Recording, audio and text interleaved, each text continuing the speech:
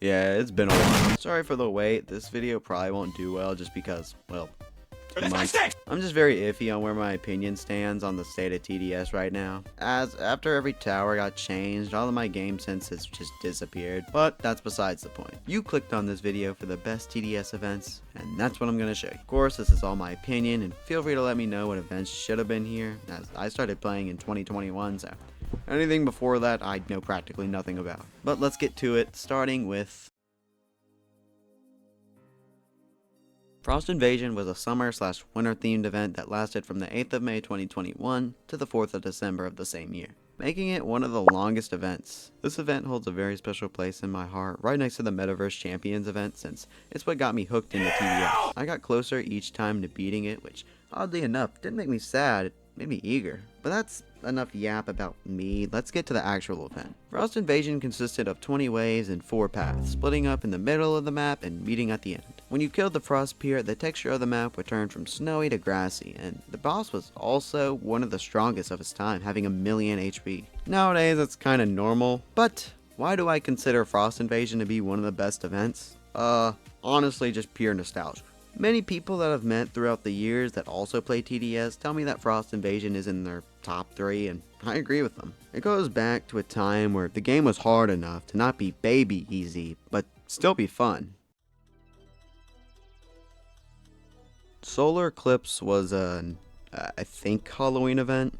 It was released in December, that's why I say I think. But anyway, unlike Frost Invasion, I did not play this event. I mean, I played the first night, but that's about it. Look, I grinded my heart out during that Frost Invasion event, and I was burnt out by the time Solar Eclipse had released. This event was unique as it was the first ever event to implement the night system. There were 4 different nights, each getting progressively harder up until night 4, where you had to face off with the Umbra. In my opinion, the way they did the night system was way better than how they did it with all the other events that have used it. However, a common theme with the Solar Eclipse and Frost Invasion is the insane power creep. Most of the towers back then were, let's just say not good. And that made this event really difficult. If you want a more in-depth analysis on the Solar Eclipse event, I suggest you go watch Winter's video on it, as it's really well made and he provides a lot more commentary than I ever could. But of course, after this video. What? Were you really just finna leave halfway through the video? No, I see how it is. Cut to the subscribe. Before we get into the next event, I gotta ask you to subscribe. I'm trying to get that content creator role in TDS, and I can only do that with your support. So if you don't mind, subscribe. Also, I have a Discord server, so if you want to join, go ahead. Links in the description. Back to the video now. Now, you might be shocked to see this on the list, but let me explain. I really liked the style of old Roblox, and I really liked how the TDS devs did this event. Of course, it was really short, and it's iffy on if you can even include it in this list, but I really liked it. The rewards were really cool. Guest Scout is arguably the best scout skin that I sadly do not have.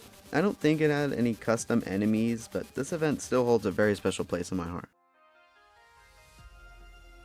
Operation Ice was the Christmas event for 2024, which was 2 years ago? Damn. I'm just gonna go off of memory since the TDS wiki has basically no information on this event, as well as all the other events. Operation Ice's map was split up into 2 parts. The front, which eventually got cut off and pushed the map back into the back section of the map.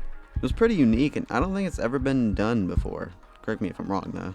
This event is personally a favorite of mine just because I really like how they brought back the Frost Spirit just for him to get clapped again and eventually get turned into a mode. I'm pretty sure this was supposed to be like a revised version of the Frost Invasion event from 2021, but either way they did it really well. One thing I didn't like was the length of the event. It had 40 waves in hard mode, which is way too much.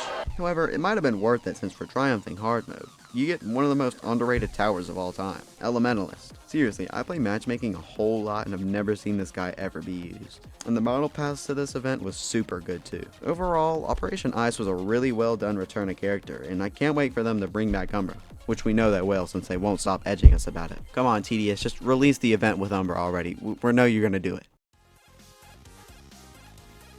The Ducky Revenge event. I can only think of 2 words to describe this event.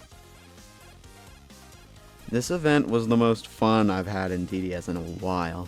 I won't ever stop bringing this up, but when I was doing this event with some of my friends, one of them had to stand on the very edge of the map so he wouldn't disconnect. That's how laggy it was. Weirdly enough, it was less laggy than the Final Act event. But yeah, I love the story of just a tiny little duck becoming a dictator and sending his army against our towers. Sounds familiar.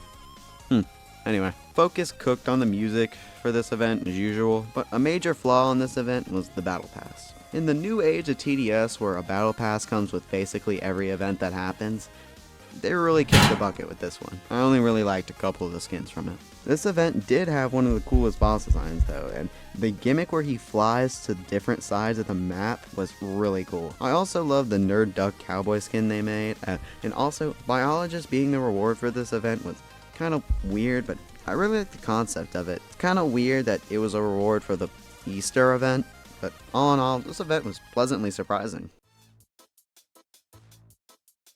Now you might be like, whoa, hold up there, buddy.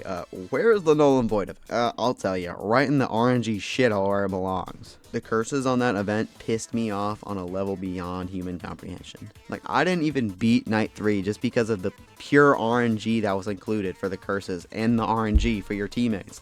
Okay, you know, that's enough about the Halloween event. Let's get into Narrator's return. First of all, the theming of this event was amazing. I love the concept of Narrator putting us through his show and fighting off his cast and fighting Narrator at the very end. Sure, the lag was really annoying, but still. I also loved how they got the spotlights as like a quick time event for the player just to keep them on their toes. Also, the event tower and the battle pass were absolute peak. Like, the level 40 rewards in the battle pass were some of the best we've seen in this game. Overall, I really enjoyed this event, and it'll go down in history as one of the best events ever. And that's it. Let me know if you agree or disagree with my picks down below. Of course, it's all just my opinion. But thanks for watching to the end. You're officially